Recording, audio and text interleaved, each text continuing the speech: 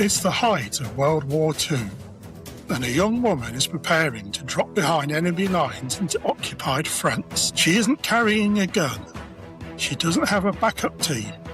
What she does have is a razor-sharp mind, quick wit, a multitude of languages, and a cyanide capsule tucked neatly into her dress. Her name is Krystyna Skarbek, but to the British Special Operations, she's Christine Granville, and to Winston Churchill, she's simply his favourite spy. Long before the world ever heard of James Bond, Krystyna was busy rewriting the rules of espionage. She crossed frozen borders on skis, faked a deadly disease to escape capture, smuggled vital intelligence from occupied territories, and faced down the Gestapo to free comrades from execution. She was a Polish countess turned phantom, a woman who thrived in the shadows where one wrong breath would mean facing a firing squad. Yet the extraordinary thing about Krystyna Skarbek wasn't how she lived, but how she was forgotten. Stick with us as we unravel the breathless, lethal and heartbreaking true story of Britain's longest-serving female secret agent of the Second World War. I'm Steve, he's Neil, and this is... So the Honourable Mentions.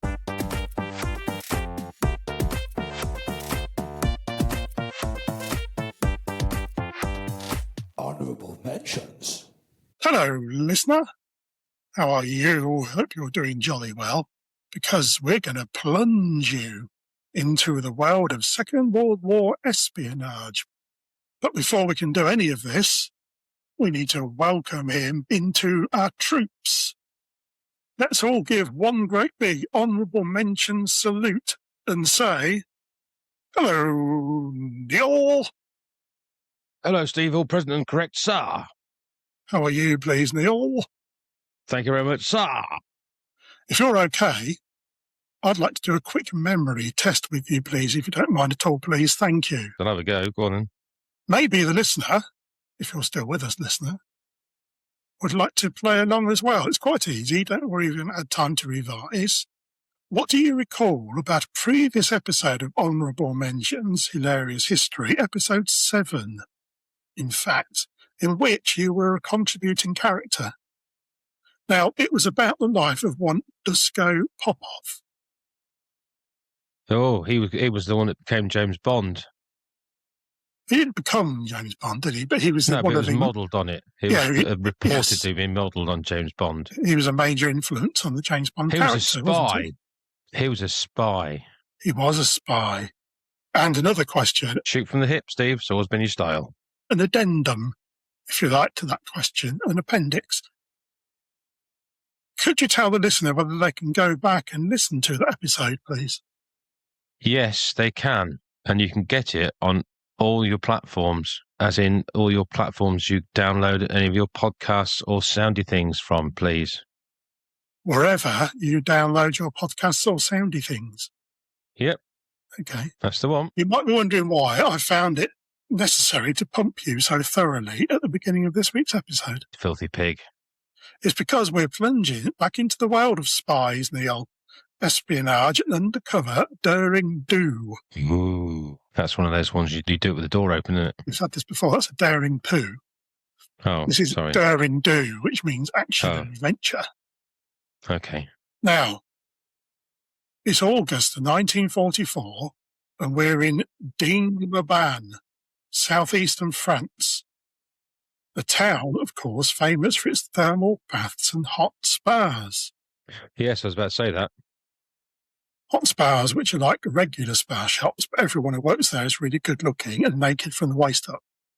Yeah, and they've got no air conditioning. Yeah, so they're a little bit moist. Yeah. By now, this is August 1944, the war is turning. Ooh, where? Which way? Allied chaps had landed in Normandy back in June, and those bally German forces are retreating. Yes. But in the chaos of a collapsing occupation, the Gestapo are more vicious than ever.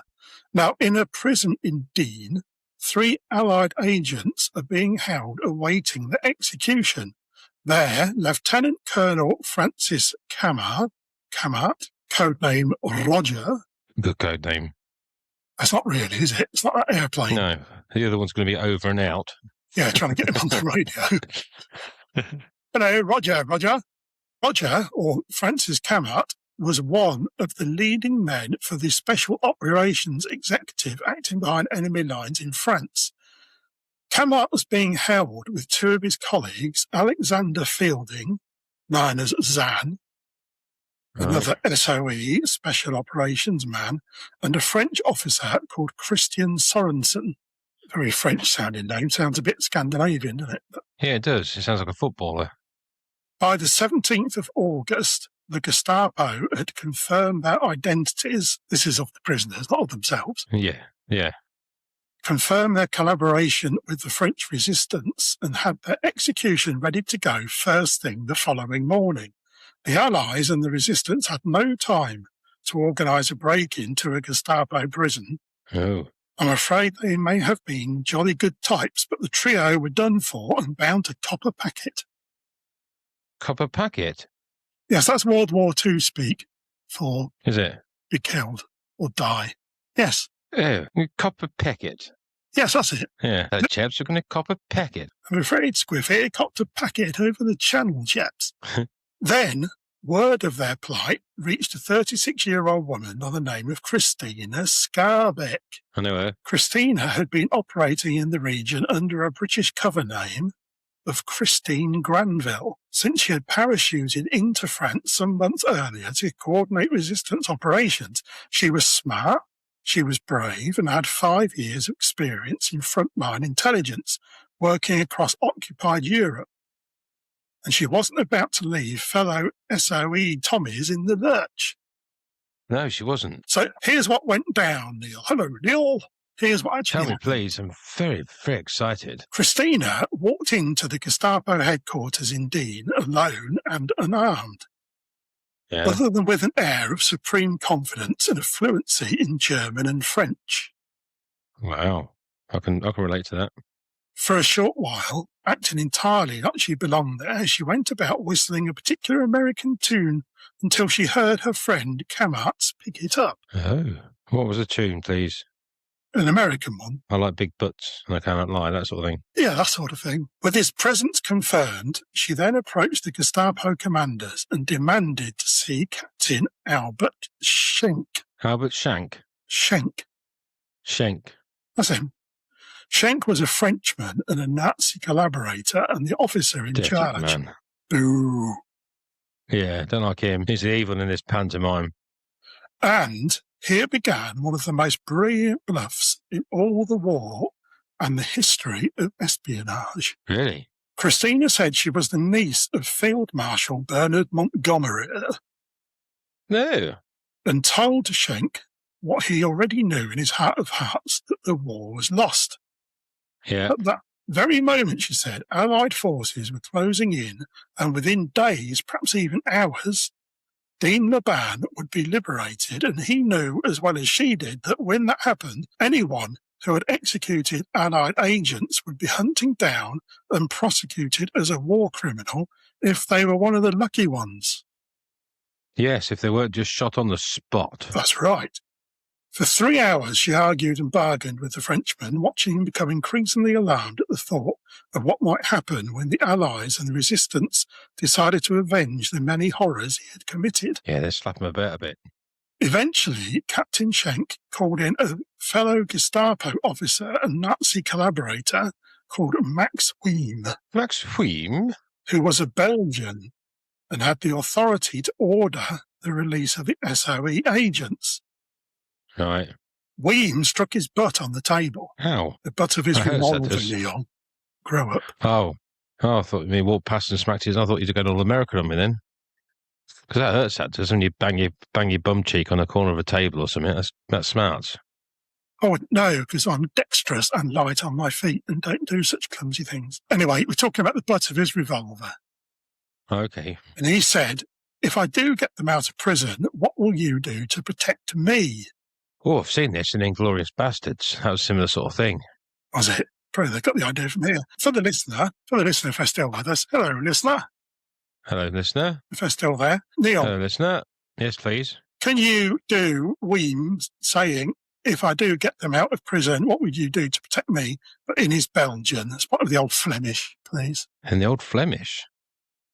If I get these prisoners out of there, what are you going to do to protect me? That's really well done, thank you. And that means... Exactly what you said. If I get these prisoners out of here, what are you going to do to protect me, please? Well, there you go, listener.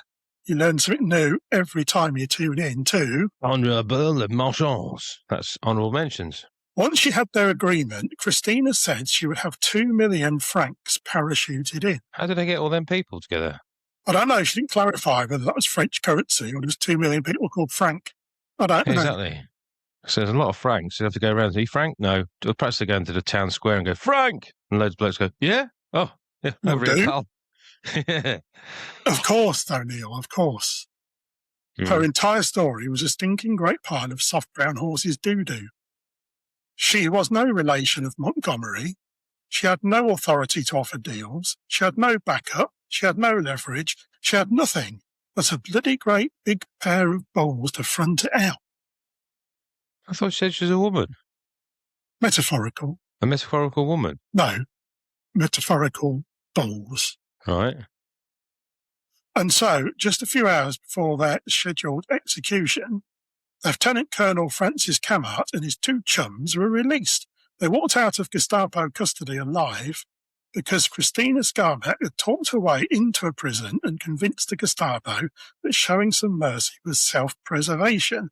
It was one of the most daring intelligence operations of the whole Second World War. No weapons, no violence, just psychology, timing, and being able to hold a nerve, while all the time being a hair's breadth from her own certain death. She got some minerals, didn't she? Tell you what, she'd be a match for Face from the A-Team. No. She was good. She was very good. But, yeah, you're getting a bit silly there. But Neil. Yes, please. But Neil. But Neil. Yes. Neil, but... Yes. Yes. But Neil. But what? This wasn't Krystyna Skarbek's first impossible mission of the war. It was just her most famous one. It wasn't her first rodeo, baby. Maria Krystyna Janina Skarbek, or Janina even, that could be, was born on May the 1st, 1908 in Warsaw, Poland. 1908. So she would have been... Yeah, I can't do that. That's fine. Yes, 26. Not to be confused with Warsaw, That was quick. Just outside Birmingham. This is Warsaw, Poland. Her father was Count Jerzy Skarbek, more famously known as the Count on Sesame Street. Little historical facts for you there. Yeah. Wow. That's probably how they knew the Franks. 1,999,999 francs. Her mother was Stefania Goldfeder, who came from a wealthy Jewish banking family. Krystyna's parents lived the high life in jazz-age Warsaw, and their daughter had the best of everything. Jazz-aged Warsaw?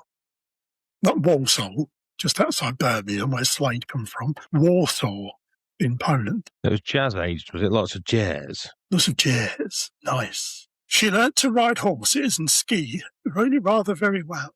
She became fluent in French and displayed a natural aptitude for languages. She became more than competent piano player. So you can do all that apart from the piano. I could do that apart from horses that ski. Encouraged by her father, she learnt to count things by naming them out loud. I am the Count. They call me the Count because I love to count things. Yeah, that's the best way to do it, isn't it? And she was a tomboy, but a glamorous one, of average height with naturally wavy dark brown hair and high cheekbones. She had dark eyes and an extraordinarily athletic physique. In 1930, she was runner-up in the Polish National Beauty Contest. Was she? Runner-up, please. Why was she runner-up? In 1930, she was runner-up in the Polish National Beauty Contest. It's still pretty good going, isn't it? 1930, so she was born in 1908, so she was 12. No. No. 22. She was born in 1908, so that's 2 years would make She was her 22. 1910. 22. So it's 22. 22. She was 22. However, Yeah. apart from rudimentary mathematics, her greatest passion was risk-taking, including driving fast cars and taking dangerous off-piste ski trails. Oh, no, that is dangerous because you can cause an avalanche. Now, when we think back to Dusko Popoff in episode 7 of Listener, you can go back and listen to it now if you wish, and we'll wait for And you. any of your soundy things? Yes. Do you remember he was into his danger, wasn't he? And his fast living, his fast cars, fast women. So there's something in the psyche of these people, I think, that is drawn to the danger of it all. It's got to be in there. You can't just get your normal bloke, someone from Greg's going down there and saying, right, can you crack on and go and do this? Oh, I'm not too sure, because some of them are a bit unsure about how many sausage rolls to put in the oven. You need someone who's confident to put a full tray in and just slam it in and go, yeah, I'm going to put an extra one on there. They're the people you want. But Neil. Yeah. But Neil. Okay. But Neil. Yes, please. But Neil. I'm here. But Neil. Arsehole. But Neil. It all came to an end, this lifestyle, when the Great Depression hit. Oh, well, they're upset. Her playboy father had largely burned through his wife's fortune, and suddenly there was no avalanche of new funds on the way. Christine was forced to take a job as a secretary at a Fiat car dealership in Warsaw, again in Poland. She had moved just outside Birmingham, and soon married a young businessman called Gustav Getlich. Sorry. Although it didn't last long, Christina did come out of it with an income steady enough to enjoy life on her own terms. That's good. She got rid of the surname as well, did she? But she then met her second husband, a globe-trotter, lifelong adventurer, traveller and diplomat called Jerzy, Polish name with Y's and Z's and C's or whatever, scattered openly throughout like someone's dropped Scrabble. Yeah. He was 20 years her senior. 20 years her senior? Daddy complex, anybody? Soon after they married in November 1938, Jerzy was offered the position of Polish consul in Kenya. Kenya? Or as it was still called then, Kenya. That's what they say over there, isn't it? Kenya. Lovely. That's what they say in World War II. Exactly. Darling, should we go to Kenya? In those days, it took weeks to reach Africa, and having shot right by Kenya, they had to start it out when they arrived in Johannesburg in late August 1939 by making out they meant to do that and were planning to take the rest of the journey on land. Yeah. Go, Joburg, what are you doing here? The diplomatic community. But, oh no, Neil. Oh no. Huh? What? Oh no, Neil. What? Before they even set off for Kenya, Mr. and Mrs. Polish surname received news of the German invasion of their homeland and the outbreak of World War II. Did they know it was going to be World War II right from the start? As soon as they knew it was going to be a world war, I suppose, but not right from the start, because it was just us, wasn't it, saying to Hitler, come on then, you do that, Mr. Hitler, and we're going to come over there and kick you right in the nuts, and then we're going to steal one of them and take it back to the other all. Yeah. Now, being such an adventurous and patriotic couple, they turned right around and boarded the first ship back to Europe, which turned out to be a very slow cargo steamer heading to Southampton. Right. Actually, tell a lie, that was the second available ship. The first was a speedboat heading to Northampton, but you know how it is. Yeah. I think I'll go the slow boat, Southampton. Yeah, we could get there quicker, darling. Float on a plank. Yeah, you can either float on a plank with no food or water in the boiling heat, or you can get a speedboat to Northampton. Give us that bit of wood. In the time they reached Britain, there was no longer a Poland or even a Polish government, and what was left of the Polish army was at the very beginning of gathering and regrouping outside of the country. Yeah. With no possibility of getting involved in the war on the Polish side, Krystyna and Jerzy decided to join with Britain, and they both went to London. Did they? Jerzy had no problem signing up for action, but Krystyna, being of the wrong gender and nationality, didn't find it quite so easy. No, I wouldn't have thought she would have done back then. Sorry, but you're a lady. Sort of thing they'll say, isn't it? You can't do this, you're a lady. In the end, she strolled into the not-so-secret station of the British Secret Service and suggested her services as a spy. Just like that. What you didn't realise there, listener, is that I said all that whilst drinking a pint of vodka. Quite a talent, I think. You saw me on intravenous drip, so you're doing all right to drink it this time. It goes without saying, Neil. Hello, Neil. Hello, Stephen. It goes without saying that this was most unusual, as women were only ever recruited from other branches of the services, and even then only when they were told they had a valuable skill that had been identified by a man. There you go, see. Perhaps she went in all slinky and sort of, hey, hi, man, I'm here to do a job, that sort of thing. And they were like, whoo, as you say, carry on style. Clarinet music playing in the background. Yeah.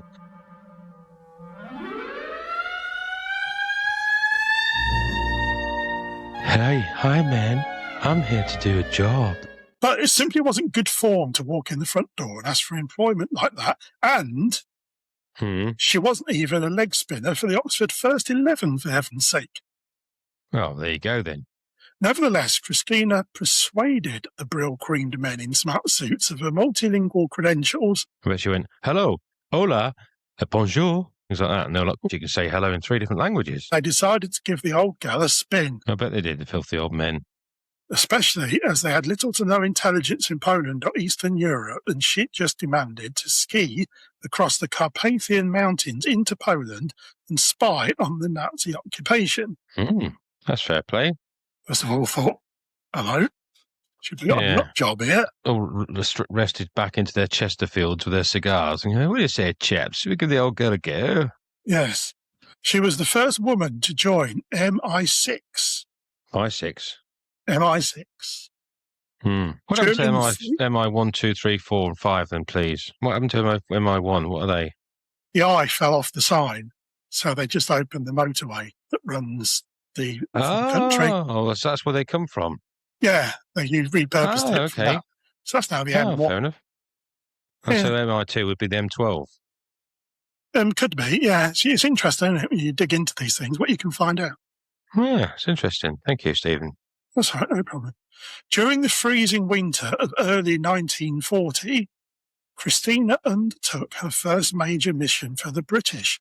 Her objective was to trek from Hungary over the snow-covered Tatra mountain range between Poland and modern-day Slovakia and slip into a Nazi-occupied homeland to deliver money, propaganda, and establish intelligent routes or routes, if you're an American listener.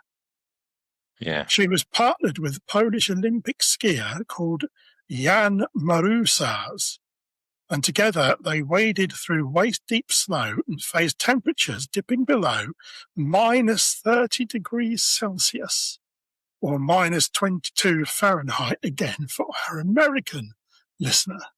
Yeah, it's not that cold, is it? Minus 30? Yeah. You'd be all right, would you?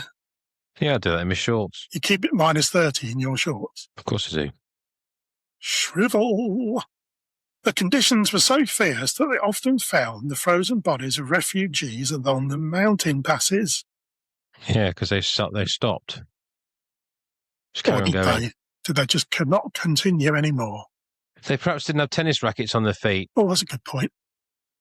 But then, Neil, Yeah. Neil. What now? Did the snow melt? No. As the pair navigated the high ridges near the Slovakia-Poland border, they were spotted by a border patrol who didn't bother shouting. They just opened fire immediately. No, they didn't. Really? They jolly well did. How? It could have been their mum coming to visit or something and they just started shooting her. You absolute bounders. Yeah. Bullets began ripping through the thick snow around Krystyna and Jan. Crouching low to minimise their profiles as a target, the pair launched themselves down a steep, treacherous slope at breakneck speed. To get rid away from those treacherous kidneys. Yes. Using the blinding glare of the snow, the dense mounting tree line and pure speed, they successfully outmanoeuvred the patrol. Well done. The snow patrol. They should have been out chasing cars, shouldn't they? Yeah, they should have been. That's perhaps what they were doing.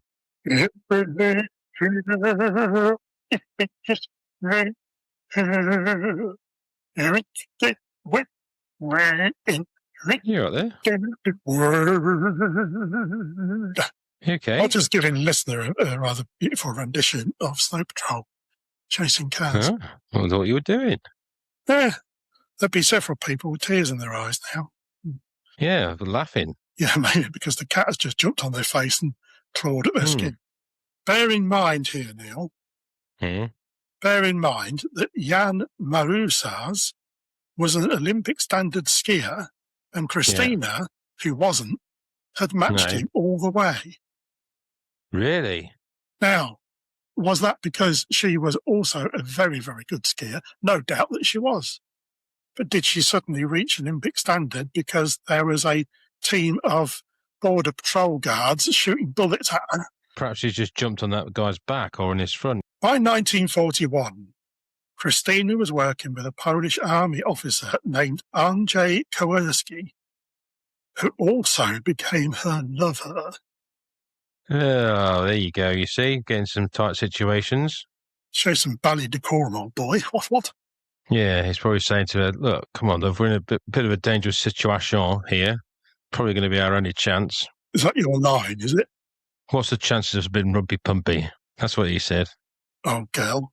In January, the couple were operating as British intelligence agents in Budapest, Hungary. Now, I've avoided it so far, but we've mentioned France, we've mentioned Poland, we've mentioned Slovakia. You ready for it? Go on. I've been there, all of those. Come on. There it is. Now, name dropping. We're in Budapest, Hungary, and guess what? Guess what? You've been there as well. I've been there as well. Another name drop. But Neil, oh no, Neil. Go on, what, please? Oh no. What? When they were in Hungary, in Budapest, they were arrested by the Gestapo and banged to rights. After 2 grueling days of being punched about, both physically and mentally, Krystyna had taken enough. And she came up with a plan to walk out of the interrogation rooms a free woman. Yeah.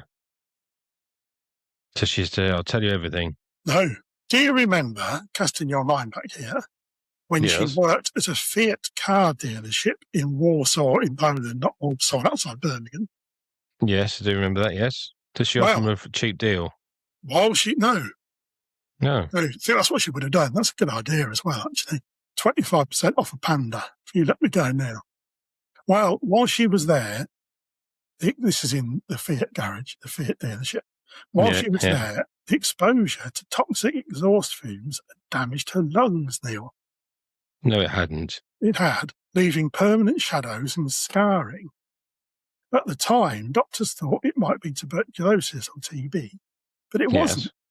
Now, during her investigation with these frightful Gestapo cads... these outrageous kidneys.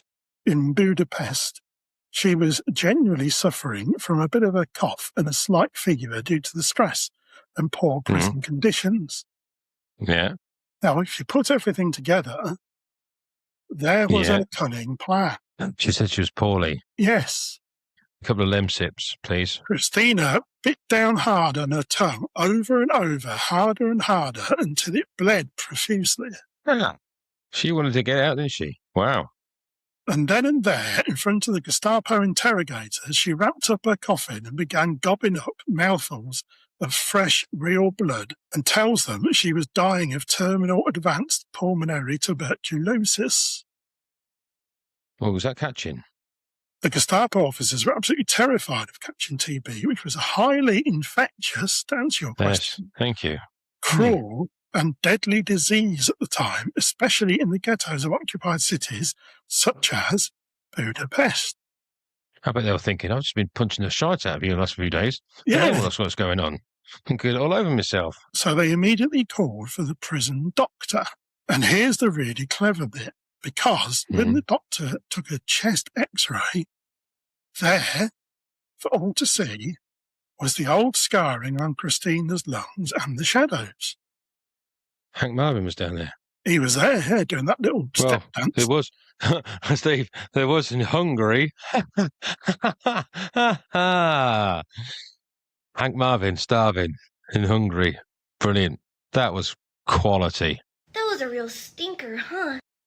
Take that with the very real blood she was coughing up buckets of. The doctor confidently diagnosed her with terminal tuberculosis, at which point everybody lost their shiz. Now, the Gestapo couldn't kick her out quick enough, and because Andrzej Kowarski was her partner, they threw him out as well to die in the streets, coughing himself inside out with TB. Yeah, get out.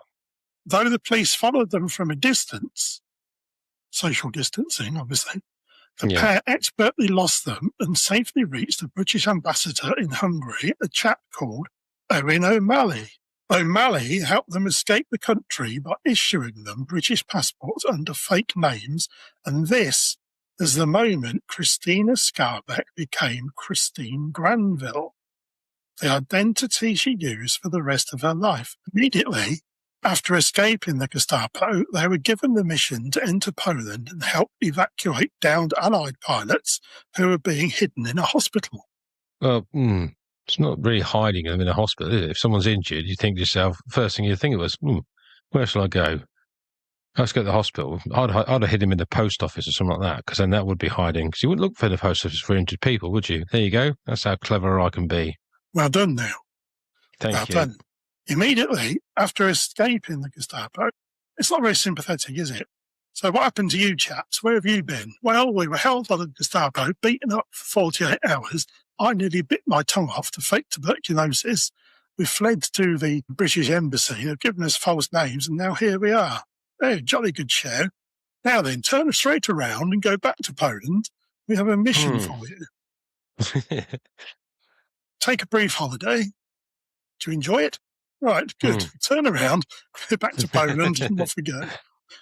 They also had to collect and smuggle out highly classified intelligence gathered by an independent Polish resistance group.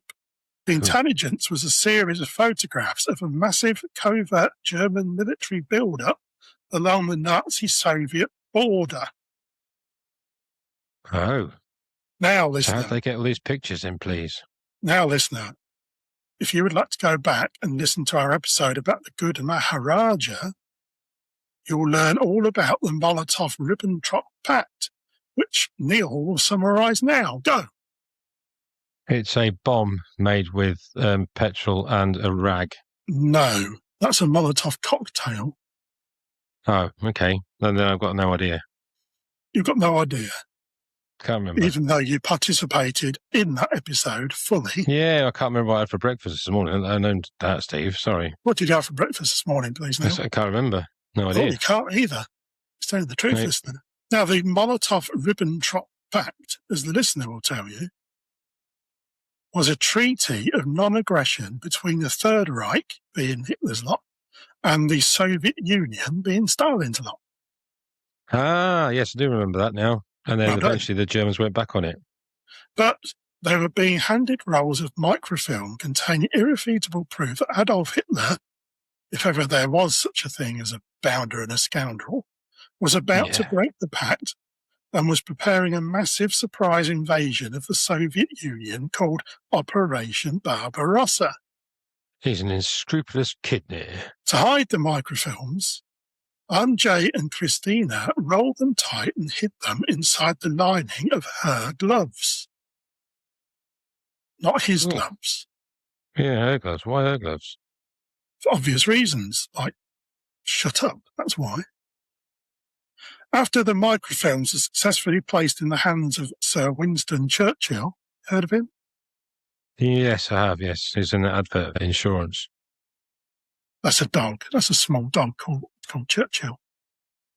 Oh, okay. Yes. That one. Yes, him, yeah. Yeah, no, it's not Winston Churchill.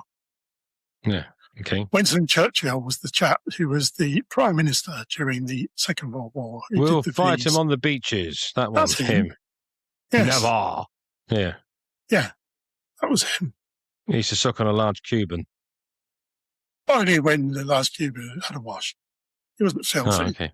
After the microfilms were successfully placed in the hands of Sir Winston Churchill, Churchill's daughter claimed that he had said Christine Granville was his favourite spy.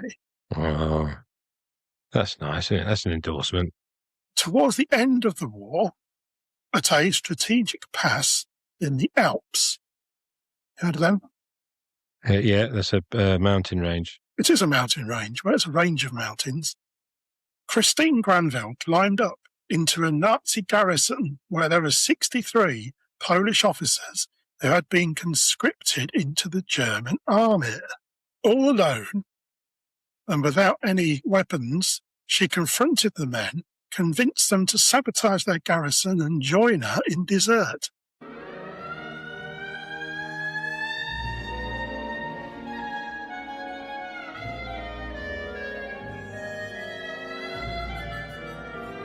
Hi, guys. They've been stuck up a mountain for God knows how long. She was, by all accounts, a bit of a looker.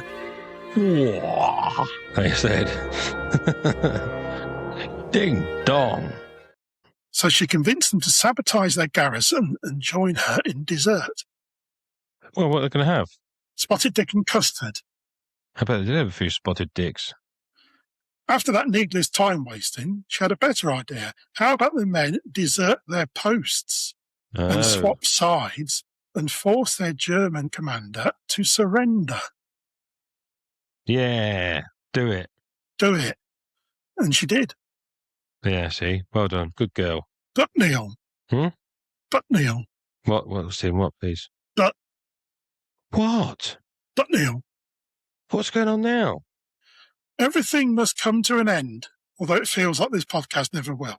And the Second World War ended in 1945, and despite global celebrations, for Krystyna Skarbek, Christine Granville at least, that was far from good news. Well, because she had nothing to spy on, I suppose. She had joined the British Secret Operations Executive, bypassing the Polish authorities, largely because there wasn't any at the time, but it meant her homeland didn't recognise her efforts. And more than that, after the war, not during the war, after during the war, the Soviets imposed a new communist regime on the country. Krystyna was born a countess. Yeah. And now the communists actively persecuted and erased the old nobility of Poland. Oh.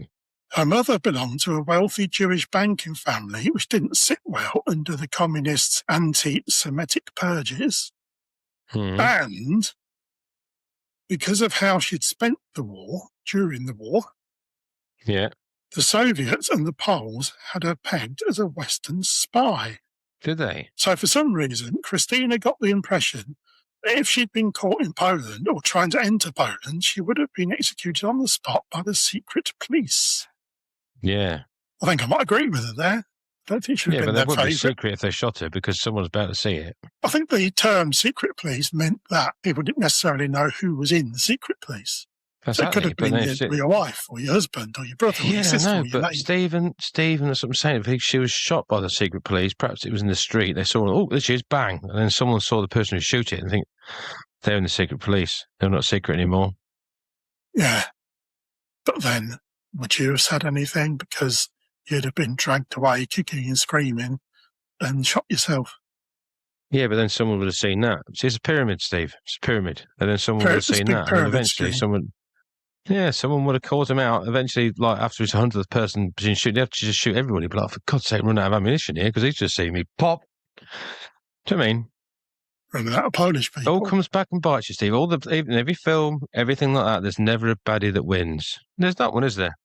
What about the usual suspects when Kaiser Sose walked away? Yeah, I suppose. But then again, Toy Story, the boy next door, he survives, doesn't he? And he was evil to all those toys. No Country for Old Men, when the hitman Anton evades the law. Chinatown, that's a really good film. You ever seen that? No, I can relate to Toy Story more because that's more sort of my genre. You ever seen the film Funny Games? No. Two sadistic young men completely terrorise and kill a family, ending the movie without any comeuppance. No, didn't watch any of them, please. Well, that's a really good film as well. So yes, your little assertion that the good guys always win isn't true. So would you like Yes, to take Steve. that back for the listener? In real life, Steve, like in Toy Story, not in your made-up films. So you're saying in real life, the bad guys always get caught. Yep. In which case, I present to you Jack the Ripper, Yeah. the Zodiac Killer. So, yes, Neil, once again, you've been made to look rather foolish by his Never mind, superior eh? intelligence, i.e. he. Anyways, where were we, please? Oh, yeah, you were arguing about the secret, please. Right, so that meant, all of what we were talking about before we got sidetracked, that meant that although Captain Christine Granville, OBE, recipient of the George Medal and the Croix de Garde, Nice. is that correct? From France. Well deserved. Well was deserved. one of Britain's most successful and decorated female agents, but she was stateless. She didn't belong to any country. The S.O.E. was disbanded in 1946. Yeah, it didn't need them. There's not any wars anymore, was there? And the agents released from their employment with minimal support. The government gave Christine a small settlement of £100, or £5,600 today, and simply cut her free to figure it all out for herself. Well, she's done it for 5 years, to be fair, behind enemy lines. Well, that's a very good point. She'd survived the Gestapo, 5 years of dangerous operations, countless near-death experiences, and now here she was struggling to pay rent in London. The aristocratic Polish countess who risked everything to fight the Nazis wound up working as a shop assistant and then as a stewardess on ocean liners. Yeah, see? At some point, she crossed paths with a gentleman called Ian Fleming, the British naval intelligence officer who would later create James Bond. Dun dun dun dun dun dun dun dun dun dun dun dun dun dun dun dun dun dun dun dun. While working as a stewardess on the New Zealand cruise ship Ruahina, which apparently is Maori, and I don't speak Maori. Do you speak Maori? Is that in there with yours? No, I could do a little bit probably. So is Ruahina correct? Yes, it means cruise ship. Oh, that's an easy, straightforward translation. Christine's crewmates laughed in her face when she told them of her background, her war exploits, and her medals. Why would they laugh in her face? Well, because they said if any of it was true, why was she mucking out the toilets on a passenger liner? What she should have said is, I could tell you, but I have to kill you afterwards. Only one man stood up for her, a bathroom steward by the name of Dennis Muldowney. I bet he smelt nice. Who became obsessed with her before she left to return to England. He had loads of aftershaves, didn't he? All different varieties. Obsession with one of them. I see what he did. That was very good. It was good, wasn't it? That was good. Yeah, it was, yeah. In London, back in Blighter, in London, Christine stayed at the Shelbourne Hotel, No. 1 Lexham Gardens near Earl's Court. Sunday, the 15th of June, 1952, was a very warm, sunny and dry summer's day. Christine had been out and returned to around 10:10 at night, as was her wont to do. It's a free country. She had a long day then, didn't she? Yeah. Most to her surprise, there, waiting in the foyer, was Dennis Muldowney. He leapt towards her with a broad smile as if to embrace her, because he hadn't seen her for a long while. I suppose, yeah. But instead, Neil, right, he drove a knife deep into her heart, and within minutes she was dead. No. Seriously? Muldowney did not attempt to flee the scene. Driven by an obsessive, delusional mindset, he stayed beside her body until the police arrived, immediately admitting to the murder. He said that to kill is the final possession. Believing that they would now be permanently linked in the afterlife, he cooperated fully with the law and asked to be executed as quickly as possible so they could be reunited in death.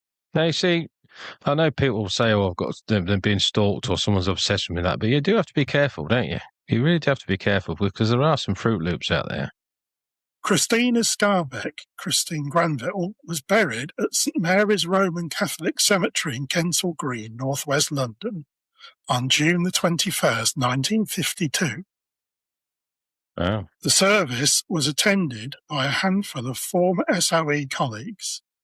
No government officials, no military honours, and no recognition. That's sad. It's very sad, isn't it? What a sad That's not end to fair. such a brilliant life. Yeah, that's sad, and that's not fair. Oh, and using your excellent mathematics, she was born in 1908, Neil, and she died in 1952. She'd have been... 44. There you go. So what do you think, listener? What do you think to that high-octane adventure story that ended in such a tragic circumstances? The life and times of Krystyna Skarbek, the longest-serving female spy of the Second World War, who had more courage, you'd almost say more spunk, than whole regiments put together. Metaphorical spunk. Metaphorical, of course, now, like a metaphorical balls. But there we go, listener. Thank you very much for tuning in for another episode of Honourable Mentions. And, Neil, would you like to inform the listener where they can email us and find us on your socials? You can follow us on all of your social media sites in Instagram, YouTube. We're on TikTok. We're also on Discord and on Spotify. You can also message us directly on Spotify, and you can email us at honourablementionspod@gmail.com. That's honourablementionspod@gmail.com. You miss Facebook. Oh, and Facebook. Thank you. Hopefully the listener didn't notice that. Right. Thank you, listener. We'll see you again next week for another Thrills and Spills. Honourable Mentions. Bye. Goodbye, and have a lovely, lovely day. Hello, listener. It is I, Krystyna Skarbek or Christine Granville or whatever we decided it was. Now, listen carefully. I shall say this only once. Thank you for listening to Honourable Mentions, Hilarious History, and an episode all about me. Sad in the end, wasn't it? On behalf of the nation, I would like to invite you to subscribe so you don't miss future tales of history's forgotten underdogs. And while you're about it, tell all your friends and leave a 5-star review. It's not exactly smuggling microfilm from under the nose of the Nazis. All you need to do is find the main page for Honourable Mentions. Hilarious History, wherever you stream your podcasts, click the 3 vertical dots and select Rate Show. Easy peasy, don't you think? Honourable Mentions is researched by Stephen Webb and is an Uncover Brothers production. But if it is a truly good-looking rock god you are after, go and listen to Pepe and the Bandits wherever you stream your music. They wrote the theme to this nonsense. See you again next week, listener. Thank you and goodbye for now.